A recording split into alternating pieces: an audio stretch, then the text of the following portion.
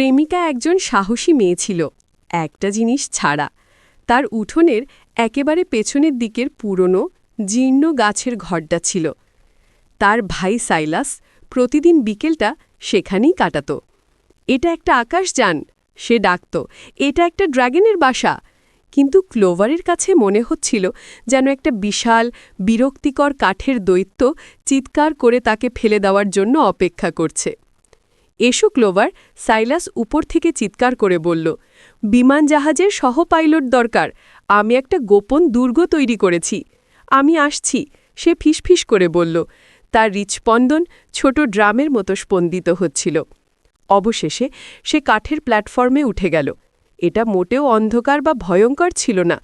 একটা ছোট জানালা দিয়ে সূর্যের আলো এসে পড়ছিল এবং বাতাস উষ্ণ, কাঠ এবং পাইন শঙ্কুর মতো গন্ধ পাচ্ছিল। দেখো, সাইলাস হেসে উঠল, এটা পৃথিবীর সবচেয়ে আরামদায়ক জায়গা। সে তারা দিয়ে আঁকা একটি ছোট কাঠের বাক্সের দিকে ইশারা করল।